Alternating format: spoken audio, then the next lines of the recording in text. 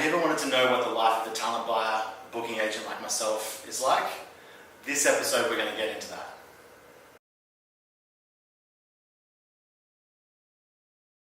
What inspired me to get into business, I'd sort of have to go and look at something, around, I'd say probably 10 years ago. I was working in a bar, maybe even 12 years ago, I was working in a bar in Surfers Paradise, and I was looking at the music and the patrons that were coming into the venue, and I felt like there was something missing. Like it was such a good venue that we were inside, and it was so much fun, but I felt like everyone was taking themselves too seriously, and I really wanted to connect more with the patrons, and I felt like the music that they were playing wasn't current with the times. And back then, like 10-15 years ago in Surfers Paradise, the music wasn't as current. Like there wasn't things like Spotify, etc. that were keeping DJs up to date with what music was out there. But a lot of the kids were, like MySpace was a big thing. So a lot of the kids were up to date with the music, but a lot of the venues that were out there were trying to keep players safe. So there was a lot of house music and there wasn't much electronic music. So I basically wanted to run my own, wanted to go and run my first party, and that's basically that's what set me on the path to become a talent buyer. I'd say my toughest challenge came really early on. When I was younger, I had a lot of bravado, had a really headstrong, a lot of people that know me well would say I think a lot with my heart, and I booked a lot with my heart. Like I booked what I thought was current, what was going to be coming up, and what was going to be the best thing, but it wasn't necessarily what the market wanted at the time. A lot of the artists I have booked previously when I was younger have gone into bigger and better things, but if the market doesn't care at the time, then your event doesn't exist, it doesn't matter. So you need to pay attention to the market at all times. The market is a market is a market. That was the biggest thing that I did wrong, and straight away my toughest challenge came a couple of years in, and I booked an event, and the venue, so this will teach you about making sure you have contracts with people. The venue that I booked to play these particular DJs at the time ended up closing down 2 days before I had the event. So I had nowhere to put the DJs, but I was also in a binding contract with the DJs to pay them the money. So no matter what, they were guaranteed at least 50%. $4,500 was their fee, which at the time, 15 years ago, 10-15 years ago was a lot of money. And it sent me down a path where I couldn't ride the ship. That meant the next 2 or 3 events I'd have to do super cheap, and as soon as you start running things cheaply, all your patrons notice, and the next 2 or 3 events failed, and that was the end of that. I had to basically stop doing the events that I wanted to do. But yeah, that ended up bouncing back from that and getting back into venues probably took me another, I'd say almost a year to have the confidence to go back and do it again. Yeah, I bounced around from job to job there for a while. And, it's taking a hit like that does hurt a lot. And these are things, that the business doesn't really tell you.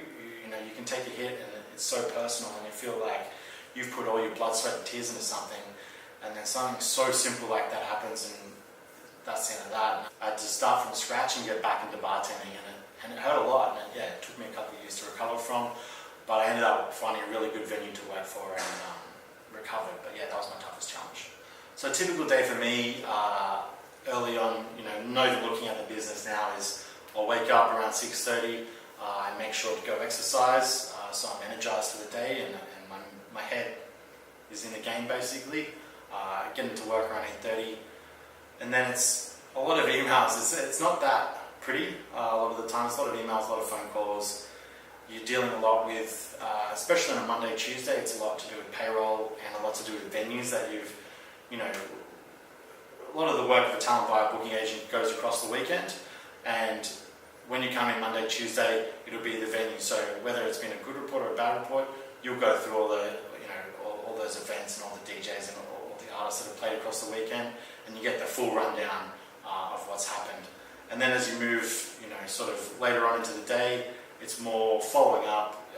A lot, you'll find in the morning you get a lot of emails replying back to situations that have happened, or reports, or replies to an act that you might be trying to look to book will come in the morning, because everyone first thing in the morning sits down, smashes all their emails out. And then in the afternoon, it's more just following those things up. But, it's not much different from everyone else in office life. The only thing that sort of changes a little bit is more the fun side. There might be a nice event on during that day that you can go out and check out with one of your artists that are playing at. But not too different from your average office everyday life. It's more the weekend that's the weird one, where it's you're traveling around a lot and you're answering a lot of phone calls to do with people out on jobs. Really, like the best thing I find about my job is when you get an artist and you've taken them a little bit further and you book them on that really good event and actually being there and there's no better feeling, whether it's 100 people or 1,000 people, when you look at something that you've put together or you've planned or you've spoken to or you've been had in motion for a couple of months, and the artist is there and they're performing and the crowd is literally looking at them and eating it all up. There's no better feeling than you basically be there and you look your artist in the eye and they look at you, and then there's that bond for that 5 seconds where you both just fuck yeah, this is something that's amazing. I'll never lose that rush of seeing hundreds, thousands of people all enjoying and all looking up at that artist, enjoying the show. I think that's why I'll be in this business, or I'll be in hospitality till I die. It's definitely something I eat up and I fucking love hearing and love seeing and just being a part of. You can almost explain it as something that's euphoric. You don't need drugs, you don't need alcohol. When you're out there and you're part of the crowd and that's something that you've put together with, whether it's with a venue or you've booked the event yourself, it's a natural high, and for me there's nothing that'll ever beat that. Before I got into the business, something that I wish I knew was obviously of how cutthroat it is and how much you need to be on your game with contracts and other businesses, because they will be on their game. Money, when I was younger, I didn't take money very seriously, and it's something, no matter how young or old you are, you need to take very seriously, because it'll affect, it'll fuck your life up if you're not on top of it. And I just wish someone had I feel like a lot of people had told me that, maybe I wasn't listening, but it's something I wish I knew deep inside my heart, my soul, was how important it is to take everything really seriously and to make sure you're looked after. Whether I tend to wear my heart on my sleeve a lot, and I tend, if I take, I'm real word is my bond sort of guy, and that's something that will just get you lost in this game very quickly. You need to have contracts, you need to look after yourself, you need to take care of yourself, whether you're out on tour, whether you're out at a DJ set, whether you're booking a $200 DJ down the road. You need to have stopgaps set in place to make sure that your business and you are and your client and your artist are taken care of well before anyone else is taken care of, because it's an integral part of the business, and I wish someone had told me that. It's a question that gets asked of me a lot, especially people, like university. I find as the years go on now, people are looking at university and just wondering why they have to get into so much debt. And here's the tip, you fucking don't. Theory or practice, it's always practice. Theory is good for accounts and booking, but even then, if you practice it, you're gonna fucking learn it anyway. You need experience, and having experiences are gonna be 10 times the amount. Having experience is going to be 10 times better than any sort of theory that you can get. No theory in the world. I've run a venue before, and I've had the toilets upstairs completely clogged up. Someone had ripped one of the sensors out. It's completely flooded the venue, and flooded the whole upstairs, and then it's been leaking into the downstairs.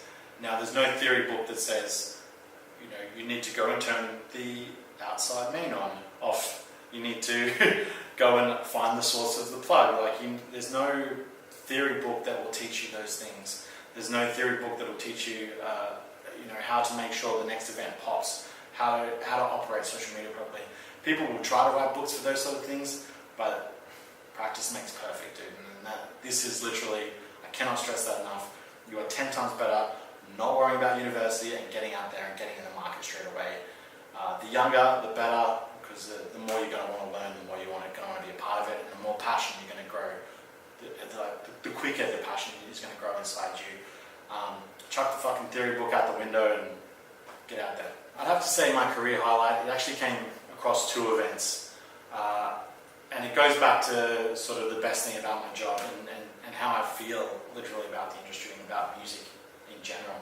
I was in between a couple of venues. I ended up at the Coolangatta Hotel here on the Gold Coast, and I was doing some talent buying for there, and I happened to get junior acts like literally just before they popped. I think they just got onto Triple J that year, and we booked them for Australia Day, and we got them for I'd say a really good price that I was super stoked about, and put them on, and we ended up selling out the whole venue and had, probably because it's multiple levels, we actually had people upstairs and down, and then as soon as the band finished, we had a local DJ, one of my friends, Fletcher, one of our artists actually, Fletcher, that played after him, and he kept, I'd say, probably 3/4 of the crowd well into the night. Like, we turned the lights off, had all the lights going, and it just was such.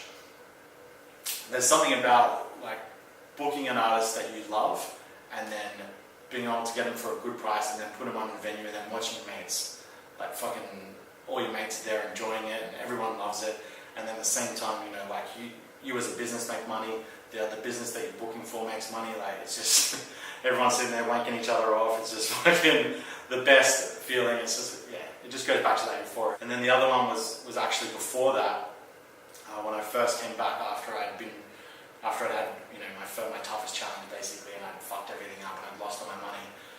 My first booking back was Grafton Primary. Now, I don't know whether everyone knows who this artist is or who this act is, but Grafton Primary were this big electronic live band at the time, and they had this sound that was sort of new, but it was coming out of France at the same, pretty much at the same time Daft Punk and everyone was doing their stuff, so it was more of an Australian electronic dance live band, and they had a massive following at the time. But same thing, I got them literally just before they popped. I'd say the day, a couple of days before the music video dropped, and then all of a sudden it was like a whitewash. Like, we had the event, and within a couple of days the music video came out, and then a couple of days later we'd sold every single ticket, and there was people ringing us for the rest of the week. Like, I think there was 7 days left before the event came, and we had a phone call, every 10 minutes non-stop about where people could get tickets and how they could get in. We actually released 10 more tickets available on the night, and we had over 200 people show up trying to get the tickets. So it's just moments like that where you've hit the nail on the head, and you just want to wake up and high-five yourself every morning because you picked the right artist at the right time for the right venue, and it doesn't get much better than that. A lot of these points are sort of going back on themselves. What advice would I like to give to someone new in the industry? It's get out there and find someone that you know in the industry, or that you're associated with, or that you look at their business model, or you look at the artists that they're involved with, and that's what you love. That's your passion inside the music, whether it be EDM, hip hop, live music. You find what gets you up in the morning. That bit of passion. If you think this job's for you, find the music that you most love out of this industry and attach yourself to that, and find an agency or a talent buyer or a venue that's attached to that style of music, and go and work for them. If they don't want to take you on, go and work for them for free for a couple of months and learn off them.